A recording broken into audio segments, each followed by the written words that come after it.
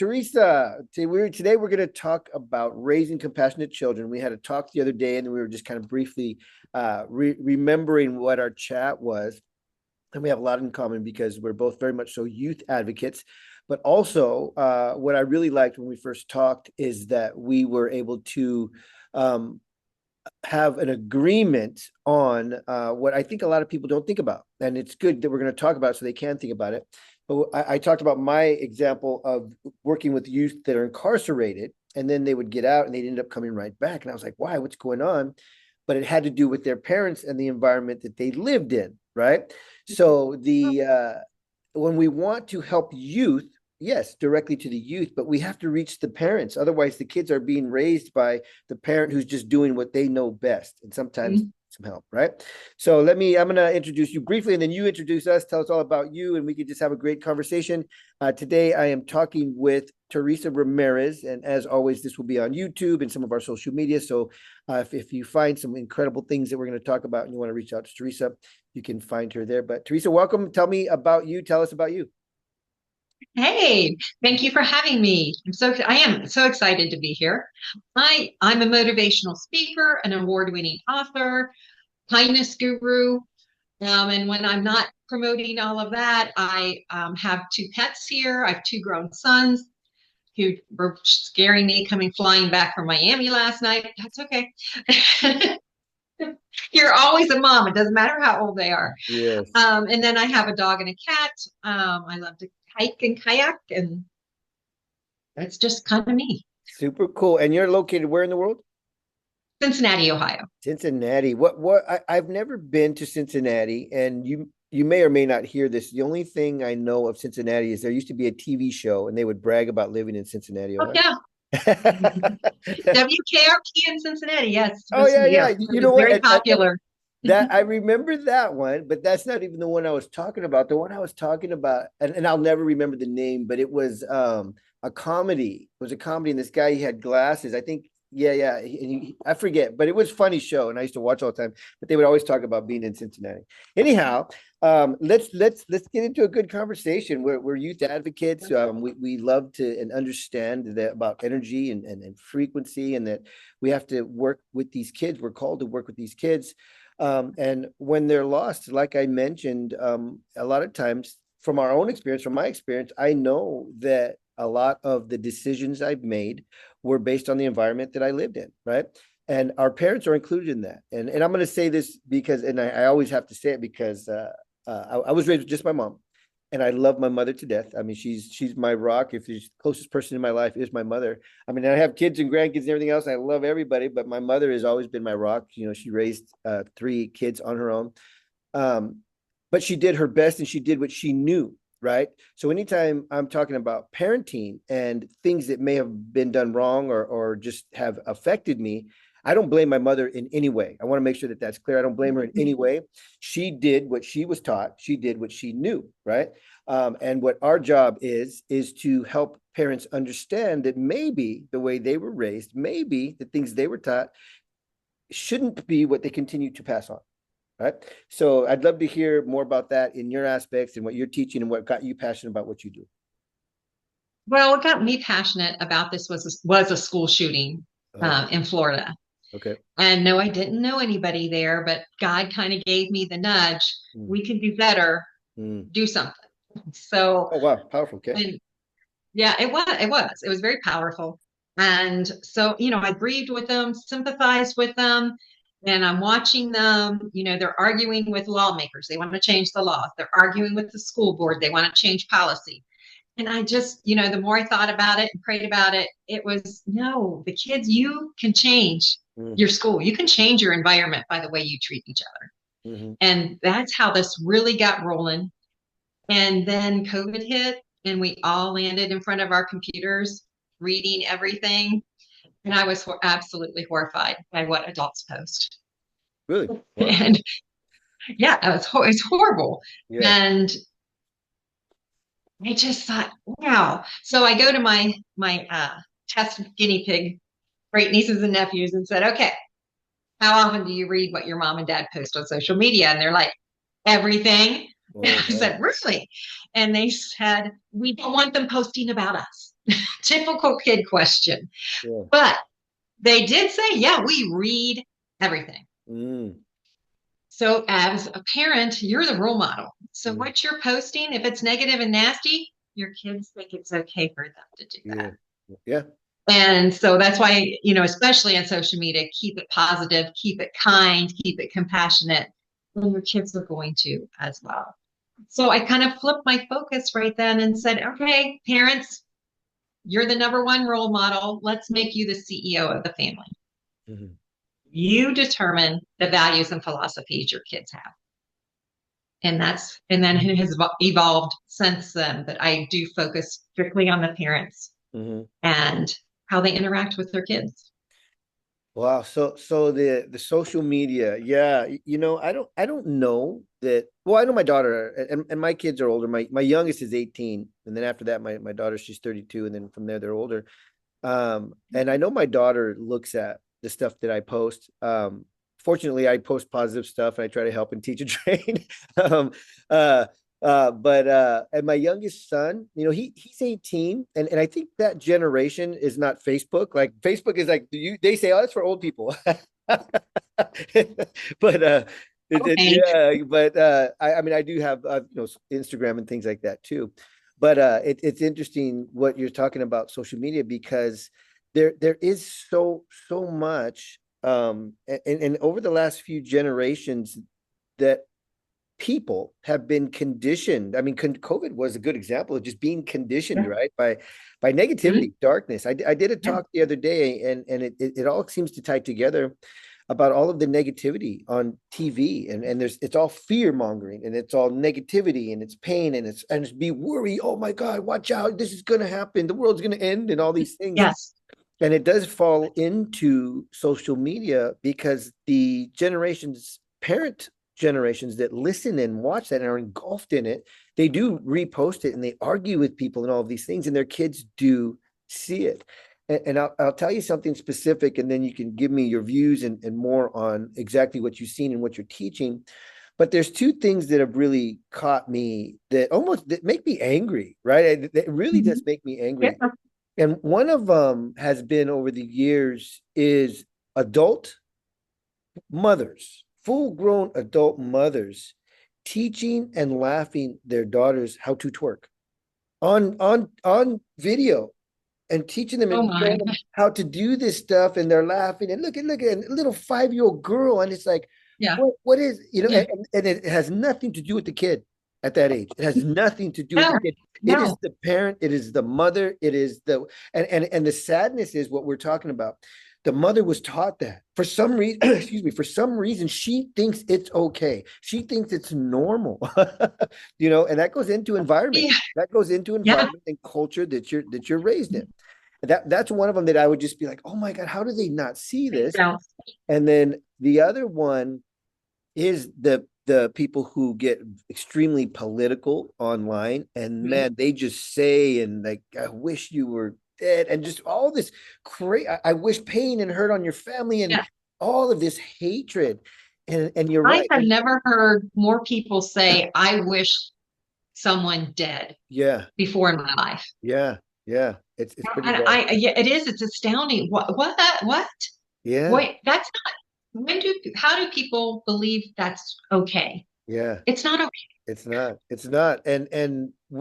What I've seen, and I don't remember her name, and I don't really. I really do my best to stay out of politics. But she said something in it was in some, I don't know if it was political or city kind of meeting, and she Mhm. said to them, from the pulpit, like they get the public is to come up and speak to whoever they are. And she said to them, first she said, I hope you guys all, and I think sometimes on social media, if you say the wrong words, they'll cut your live. But she wished them to no longer live. How about that? Right? First she said it, and I wish this upon you and your family. And then she made it she said it, I think she didn't mean it, but she said it real mean in a way of a threat. It was threatening, like we're going to come to your house and we're going to do this to you. And they immediately arrested her, right? And the lady, whoever was on the board or whatever it was, said that was a threat. Police, please come and get her. And they got her, and she ended up going to jail for a while. I forget the sentence or whatever it was. but she was crying and the whole thing after she said it. And what's happening is people see this again, conditioning on TV, news, all of these things. They see it so much, they think it's okay to say. They think it's normal. It's all conditioning. It's all conditioning. Yes, it So is. this It is. is this is me interviewing you, but you've triggered me on some good stuff. So I Yeah, want to hear your give me your stories. Tell me about what your thoughts are on this. it kind of dovetails right into what I talk about, and that's flipping that narrative because it's not okay. So Yeah. flipping that narrative back around. Hmm. So that that we're back to being like kind, compassionate people.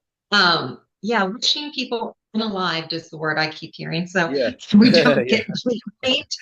Wish I don't even remember anywhere in our history where that was okay to say. Hmm. So our words are very powerful. Hmm. Yeah. And what comes out of your mouth is not, so you want that. You don't want to wish someone alive. Yeah. You want to wish them the best. Hmm. You want to, and if, one of, we're going to jump right to from to like the end of my process. If you don't like someone's politics, if it's triggering you left and right, walk away. Yeah. Yeah. It is okay to walk away. Hmm. You can talk to that person tomorrow and don't bring up politics. Yeah. That's fine. Yeah. But if you know it's going to trigger and you're going to wish someone the worst and you're going to get into a fight, just walk away because it's not worth it. You guys, you decide. Do you want that kind, compassionate environment or do you want the negative, nasty environment? And you create your environment and it does start with your words. Hmm. Hmm. Absolutely. And if it's in person, walk away. The For the most part, what I see is this stuff is online, and it's even easier online. It's To so just easy. keep scrolling. Just say, oh, I don't agree. Keep going, or unfriend, or there's a button. I keep There's talking about yeah, this too. block. Well, there's a button that says not interested. And if it's a topic that you're not interested in, you can click it and it won't show you those topics anymore, Mhm. And Yeah. I honestly just discovered that a few weeks ago because what you just mentioned, our words are powerful, and words are powerful. So what we Yes. hear, right? There's a part of our Hmm. brain, it doesn't know if we're saying it, if we believe it, if we disagree with it. It just accepts it. It just receives it, right? So if you don't pay attention to what you're allowing to coming into your brain, your body, your mind, then it can affect you. And if you start to pay attention that it's affecting you, then that's where you can start to like walk away. You can say, I'm not going to listen to this. I'm not going to pay attention to that because it's triggering me. And the key is, in my view, why is it triggering you? Pay attention to why is it triggering you? Hmm. Yeah. Because so many people, like you said, just walk away. And that's easy to say. And it can be easy to do if you're self-aware and you understand some of these things we're Yes. talking about. Because most people go, how can you just walk away? But it made me so mad. No, they need to know. They need to know they're wrong. And it's like, no, they don't. And you don't need to be the one to teach them if Right. they're not ready to hear it, right? You don't need to hear it. Right. But this is a Right. good, I've said this actually on my last three calls, interestingly enough, but I started to pay attention to anything on social media that gave me a certain type Yeah. of feeling. Like I'm watching and I'm paying attention to me. That's what you got to do is be self-aware, pay attention to me. And anything that came up that I didn't like, that was negative, that was fearful, that whatever it was, if it wasn't a positive feeling, I was like, how do I get this stuff off of my phone? How do I stop seeing this stuff? Right. So I Googled it like, hey, if I don't like something on social media, how do I not see it on Instagram? How do I not see it on Facebook? On Facebook and Instagram, on every single post, there's three little dots, and you can click on it, and Mhm. it says not interested. And you can click Yes. not interested, and you can create your own algorithm. If you don't Yes. create your algorithm, it will show you, first of all, what it wants to show you. And I believe media is very much so manipulating. It's going to show you what it wants to show you. And if you look at that for more than 2 seconds, it'll show it to you the same thing, the same content, the same subject, the same content over and over again.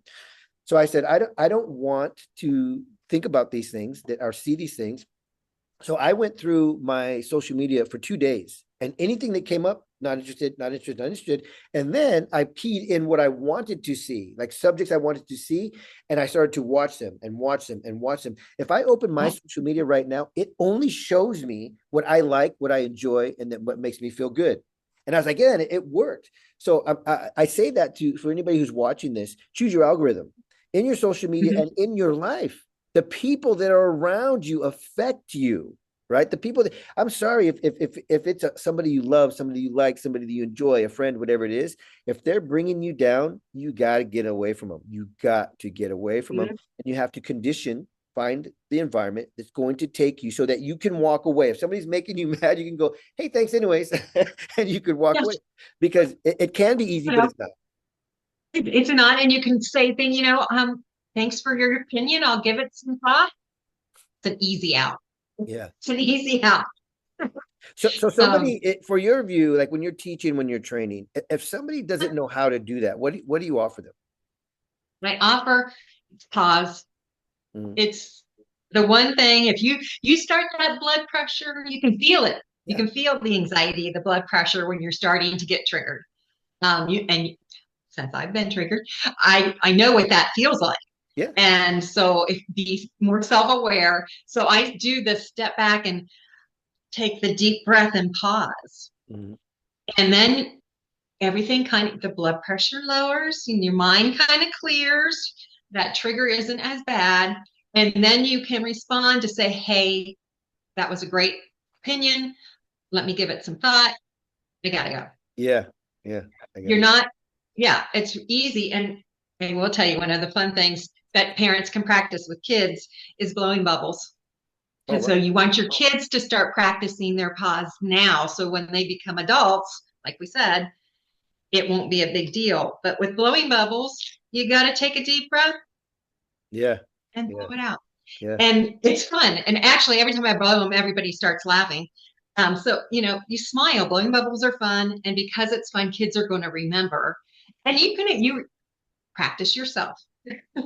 So in a sense, I love that. In a sense, it's breath work because breath work works, right? I mean, Breath work. Exactly that. if there's something going on, and I know me personally, again, I was talking about this yesterday. I just take like as soon as I start to feel any form of an anxiety, I don't care if I'm by myself studying, whatever I'm doing. Man, I just take a few big breaths and it just immediately calms me down. So breath work is powerful and blowing bubbles. I think that's cool. I mean, like you have that little thing, people can just carry that around. I can imagine somebody in public, whatever, and whatever's going on, they start blowing bubbles and like, what are you doing? It's like, oh, I'm making myself feel better. And it would Well, be joy that's around you fun. too. Well, it was. I think I was on a trip to Spain, and we were in a piazza or a giant courtyard, and the huge fountain in the middle. Well, the next thing you know, all these bubbles. They had, I don't, this humongous bubble machine that it went around the fountain. Everybody went right to it, and everybody's laughing and everybody's smiling, and that's actually where the bubble idea came from. Because Wow. you just can't be. It just makes you feel good. Yeah, and it seems like to me because I have granddaughters, they're little and they love bubble. Every time I go see them, pop, let's blow bubbles, pop, blow bubbles, and they have these giant ones. So I blow these giant bubbles, and they're just running around and they're popping them. And I think at any age, you're just urged to get involved and like start popping them too. It's so fun. Yeah, Yeah. what this reminded me of, and man, I haven't talked about this one for a long time, but I sometimes talk about what makes people feel good and they don't even know why, right? They don't know they're doing certain things, they don't know why. The other day I'm a love the beach. I love to go to the beach, and ground, take off my shoes, my socks, and just walk in the beach for half an hour, 30 minutes, 40 minutes, and just walk around, breathe. And it's so calming because it's grounding, and a lot of people don't know what grounding is, but you're literally grounding your body. We're full of energy, vibration, electricity, and it's literal grounding, right? So it just relaxes us and frees us. So I spend hours at the beach sometimes just relaxing. But I talk about so many people love the beach and they don't even know why.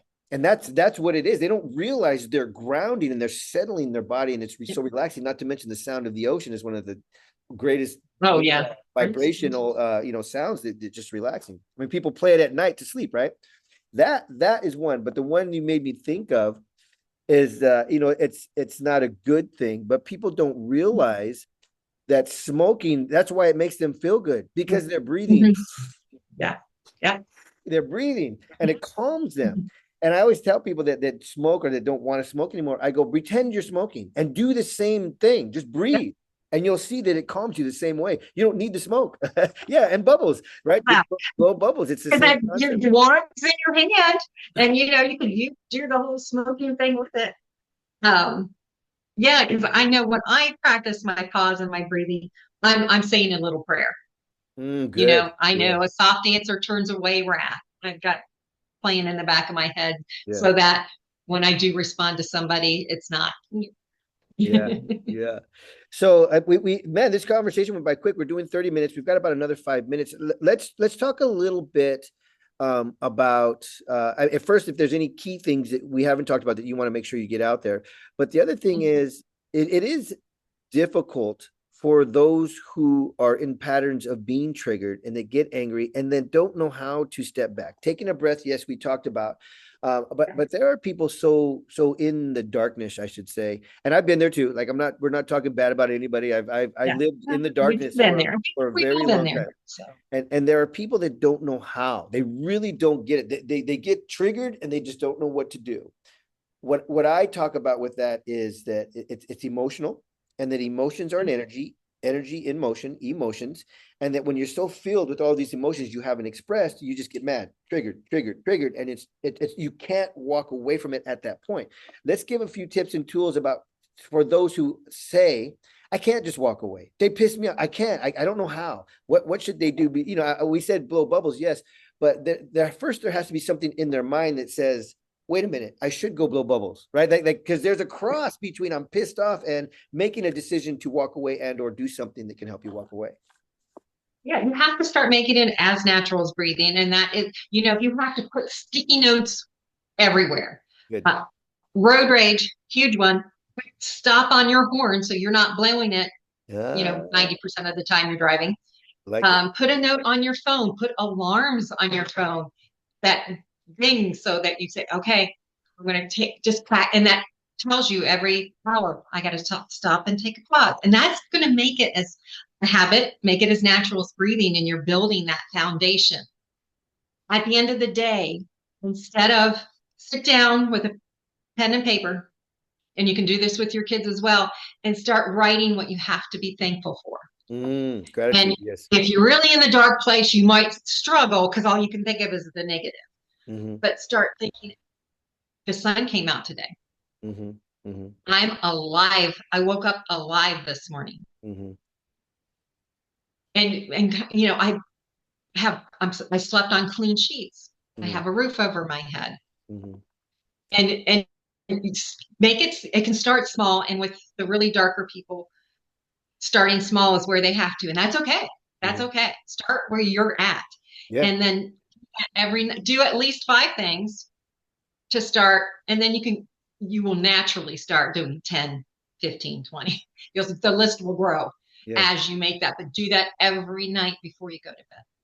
All right. So, all right, those are great tools. So let me just go over them real briefly. I think what we're talking about too is if you're in a place right now and you have no idea how to not get angry, to not get triggered, the first thing is to be aware, self-aware. Okay, yes, I get triggered all the time. I don't know how to, I have no idea how to stop. Okay. If you're a road rager, put a sign on your horn. That's a great idea. Put a sign on your horn so that when you're driving in, oh, okay. And then you take a breath. It's got to be up Yeah. higher on the dashboard. Yeah. Put it up higher on the dashboard. Because you're reminding yourself is what you're talking about. You're Yeah, reminding yeah. yourself, right? Waking up in the morning and going, it's a beautiful day. I mean, when I walked out of my house today and it wasn't raining and the sky is blue, I walked in a circle, like just spun in a circle, and I go, man, it's a beautiful day. And I did it on purpose, right? I did it on purpose. So what we're talking about is purposefully thinking, choosing your thoughts, because it takes a chosen thought to go, I'm going to write a sign and put it on my horn. I'm going to write a sign and put it on the mirrors in my bathroom. And I've done all of these things. I have this bracelet that I wear. It says love on it. Okay. And for many years, a lot of my trauma was love equaled pain for me. Love equaled pain. And I had to learn it took me many years to figure this out. And it's a lot of it is just being self-aware that love equaled pain. And anytime somebody came near me or close to me in relationship wise, I would push them away without even thinking about it. I've worked with coaches, I've hired coaches and worked with people about it, trying to work through it. And somebody gave me this that says love. Excuse me. And what I did besides this, I put this on every day, is I wrote on my mirror in my bathroom, I love you. I love you. I love you. Raul, I love you. And then on my wall, every time I'd walk up my steps, I had this drawing that I did working like a therapy with the therapist where we drew out what I felt love looked like. And then we kind of erased it and changed it to this form of love. And that was on my wall. So anytime I had to walk up my stairs, I would look right at it. Like when I got upstairs in my mirror, every morning I got up, or anytime I was in my restroom, all over it said these things. And I get up and I put this thing on. So you have to be, what's the word? Purposefully setting yourself up. And these are reminders, because it's really easy to go back to the negative, to go back to the darkness. So the writing these things out is a great idea in your car. I've never done that. What I put in my car is a picture of my granddaughter, because she makes me smile anytime that I see her, right? But if you're angry right now, excuse me, if you're angry right now and you don't know how to change it, write yourself some notes everywhere that you need to. I don't know what's going on, something's in my throat. If you're going to, if you are a road rager, put signs in your car, man. You know, here's another one. Tell me if you've worked with this or taught people this at all. But some people will put like a rubber band around their wrist, and if they start to get triggered, they'll just go snap, and then it'll kind of snap them back into a different state. Yes. So there's lots of cool I tools. actually know somebody who did that. Yeah. So they wore it a long time. Cool. Well, let's wrap it up. I want you to finish off with any final tips, tools, things that people should know and understand. And what we're really talking about is an individual to help who they are, so that we can help who our kids are, because our kids watch. That's what we started with, right? And I always say this, I say it all the time. Your kids are going to do what you do, not what you say. Your kids are going to do what you do, not what you say. So if you smoke and you tell your kids not to smoke, and they see you smoking all the time, they're going to smoke, right? Drinking, everything else, arguing on social media, what they see you do, they're going to do. So what are your final thoughts and tips and tools? My final thoughts, are leave the notes, get a whole package of sticky notes and just put them everywhere. Whatever you can think of, do it for yourself, do it for your kids. Yeah. Do it for your partner. Put the little note next to the coffee mug in the morning. I appreciate you. So when they come, they get that. Yeah. My biggest final message, because I think that's something we forget, that personal pain is as unique as a fingerprint. You never know what someone is going through. Oh, wow. So always, always be